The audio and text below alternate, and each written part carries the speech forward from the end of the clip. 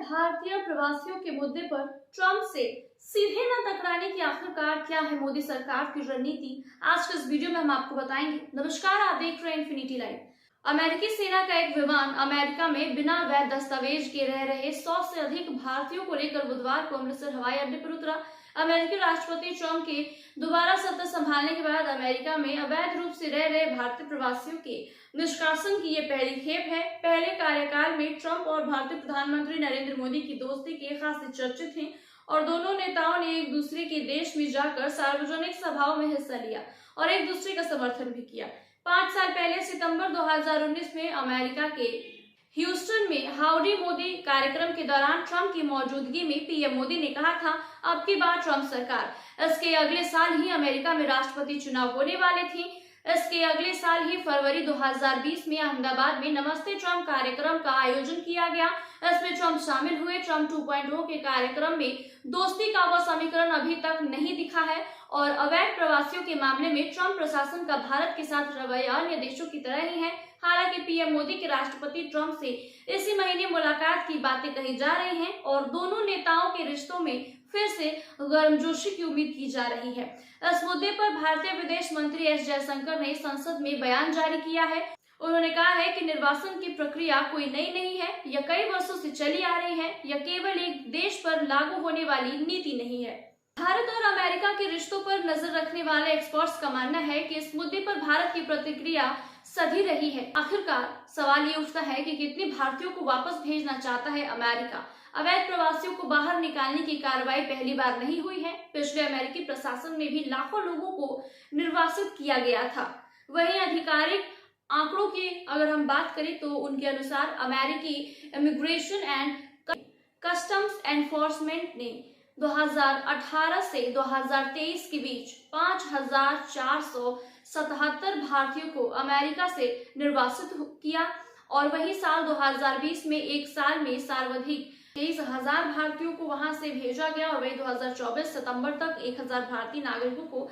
America से वापस भेजा गया था। वहीं पिछले साल अक्टूबर में ही America immigration and custom enforcement ने 100 से अधिक नागरिकों को एक चार्टर्ड फ्लाइट से भारत भेजा था। अमेरिका ने कहा था कि उसने 18,000 भारतीय नागरिकों को चिन्हित किया है, जिनके बारे में उसका मानना है कि उन्होंने अवैध रूप से अमेरिका में प्रवेश किया है। ट्रंप कह चुके हैं कि भारतीय प्रधानमंत्री नरेंद्र मोदी ने उन्हें आश्वासन दिया है कि अमेरिकी निर्वासन को स्वीकार करने में जो सही होगा वह किया जाएगा।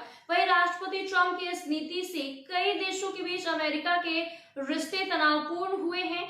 अपने नागरिकों को सेना के विमान में डालकर निर्वासित करने के तरीके पर कोलंबिया ने विरोध दर्ज कराया है। कोलंबिया के राष्ट्रपति गुस्तावो पेड्रो ने अपने नागरिकों की गरिमा का हवाला दिया और उन्हें लाने के लिए अपने 2 सैन्य विमान अमेरिका भेजे थे। प्रोफेसर स्वर्ण सिंह कहते हैं, अमेरिका में बिना दस्तावेज रह रहे कुल विदेशियों की संख्या 14.5 लाख दिखाई जा रही है, जो कि बड़ी है। दूसरे चुनावी प्रचार अभियान में जिस तरह इसका जिक्र किया गया, वो भाषा इस्तेमाल की जा रही है वो अलग है।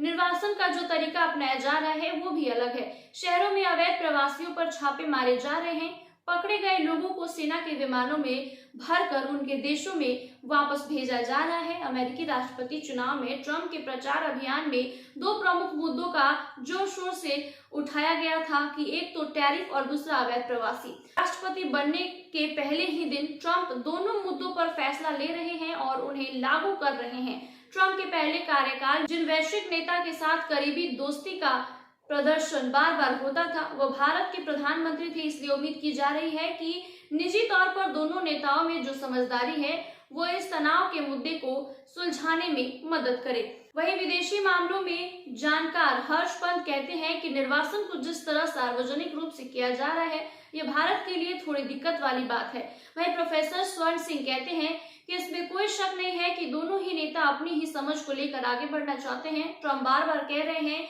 कि विश्व के नेतृत्व की बजाय घरेलू अर्थव्यवस्था पर ध्यान दिया जाए, इसलिए वो मानवाधिकार परिषद, पर्यावरण संधि, WHO, विदेशी फंडिंग आदि से हट रहे हैं। इसलिए टैरिफ बढ़ाने, अत्याधुनिक तकनीक को बाहर जाने से रोकने पर प्रतिबंध लगाने और अपने देश में मैन्युफैक्चरिंग बढ़ाने और रोजगार के अवसर बढ़ाने पर ट्रंप का जोर है। भारतीय प्रवासियों के निर्वासन को लेकर भारत की ओर से शुरू से ही स्पष्ट कर दिया गया था कि वह उनका स्वागत करेंगे। ट्रंप के दूसरे कार्यकाल में टैरिफ और अन्य मुद्दों पर दूरगामी टकराव की आशंका बढ़ी है, लेकिन प्रवासियों के मुद्दे पर भारत की वैसी कोई तीखी प्रतिक्रिया सामने नहीं आई है। विदेशी मामलों के जानकार हर्ष पंत इसकी एक बड़ी वजह बताते हैं। ऐसे और खबरों के लिए देखते रहिए infinity live. Please like, share and subscribe our YouTube channel.